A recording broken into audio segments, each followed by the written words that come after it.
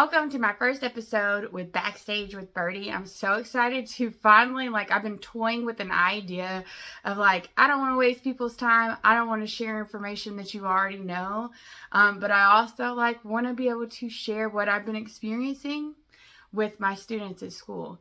So that's what the whole point of Backstage with Birdie is to kind of tell you all about what I've been doing if I haven't been able to catch up with you. And you can kind of come at me with ideas, things you want to hear about my experiences downtown, songwriting, everything, but can't wait to get started.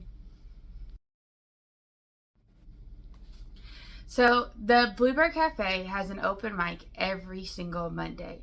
That means everybody gets a chance to participate if they want to. But you have to secure a spot. And you used to call in, but now there's a website. So you go to the website and you just keep hitting refresh, kind of like when Taylor Swift tickets hit, and you hope that your ticket hits. I've done this quite a few times, and not one time has it ever said ticket available. But this past Monday, I had 5 different students in my face asking me to go to the bathroom, their locker, anything else, but sit down and stay in my classroom at 11 o'clock. I still hit refresh and handled all those problems, and somehow there was a ticket. So I decided I'm going to the Bluebird Cafe no matter how I feel. So after a long day of 7th gradering, I headed on down to the Bluebird Cafe. You get an email after you get your ticket, and it tells you to just show up at 5:30. When I got there at 5:30, it was a long line of us waiting outside, and they kind of just went through the list, checking off that you actually did receive a ticket. My mind was going crazy with ways that people probably scammed the Bluebird in the past. I'd be interested to hear your thoughts in the comments. But yes, they double check to make sure you are in fact the person that's supposed to be receiving one of those slots.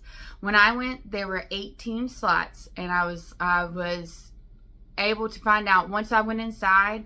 Everybody goes inside, they all sit down, all the people come in, everybody's seated, you kind of get your drinks and stuff, and you find out when you're going to get to actually sing at the Bluebird right there what your number is. So they just 1 through 18, and I was number 7, which I was like, great. I did not want to be first, I did not want to be last. So being right there in the middle was exactly where I wanted. I wish I could say that there was more to the song choice that I made that day, but I honestly think I was in such a shade of shock that all I could think was, sing the song that's going to be your first single. And so I chose to do a bluesy song. I chose to do a song that I play pretty much open chords with. I don't pluck anything out. One of my biggest flaws is that when I get crazy nervous, my hands just kind of get a mind of their own. And they definitely don't play what I'm telling them to play. And so I try to stick with open chords when I'm nervous. But I chose to do a bluesy song, and I wanted to do one that kind of showcased how loud I can get, because at times most of my stuff's kind of quieter singing. But I can get big when I want to. So that's kind of what I was thinking with my song choice. And I only get one song. Once we went through the whole list of 18 people, there was about 15 minutes left, so 3 people were able to get a second song. I was not one of those lucky people, but I was so glad the people that got it. It was an older man who this was like checking off a bucket list for him, and his grandson was there, so that was like a moment that was so sweet. I could have cried. I almost did, because that's who I am. And then there was a woman who drove 4 hours. She realized that she had gotten into the Bluebird Cafe, and she just dropped what she was doing and drove down. And I'm like, I didn't. I got off work, and I could come back next Monday if I'm lucky enough to get a ticket. So I was just grateful that the people that got their second spot, that it was like their stories were worth it, to secure that second song. When I got up to sing, it was, it's kind of like undescribable in ways. But right when I start singing, my voice kind of doesn't match like who I am as a person. I'm a very free spirit. I'm a teacher that floats in the back of a classroom. I enjoy watching people enjoy life. And then I'll participate when my time comes. And so I kind of am like a fly on the wall. And when I get up in front of people, it very much takes them aback. So when I first started singing, I felt that energy shift of attention, kind of like all the kids in the classroom had suddenly started paying attention to me, and it knocked my breath away. And so I kind of like, I started to, and if you watch my video, I start to around line 3, I have no air. I don't even know how I'm actually getting sounds out because I'm that much out of breath. Because it just like knocked my breath away.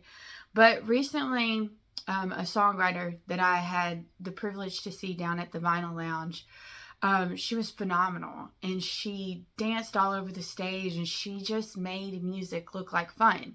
And I've been thinking to myself ever since I saw her that I want it to look like that. I want it to look like I'm having fun on stage. I don't want it to look like I'm terrified.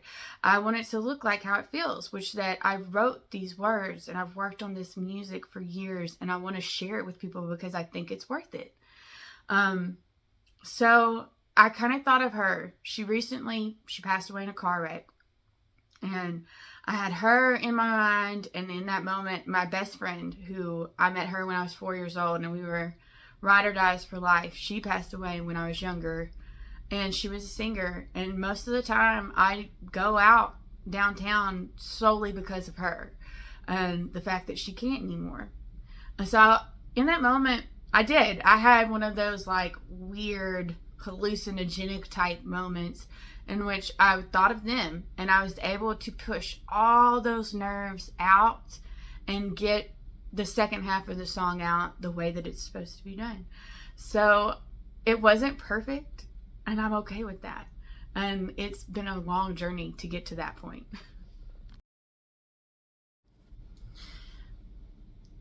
I will be going back. I don't know if I'll be going back for the open mic. I definitely will try. If I get lucky enough to get a ticket, sure.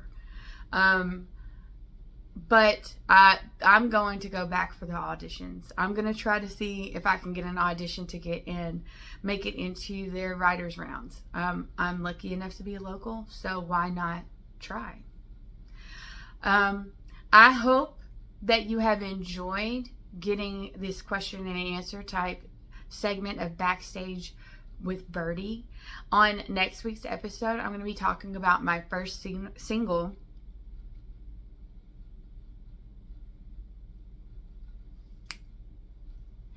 I hope you enjoyed this first episode of Backstage with Birdie. I really look forward to it. Sharing my news with you each week in this style is so much easier than trying to share multiple posts. Next week's episode is going to be all about my new single, Call Me Any Name, the process for writing it, what inspired it, the story behind it, and when it will be released, and the process for releasing it. So I look forward to seeing your responses in the comments. Hopefully you'll follow, like, and subscribe, and enjoy watching this songwriter's journey, because I really have no reason to stop. So we'll just see where this takes us.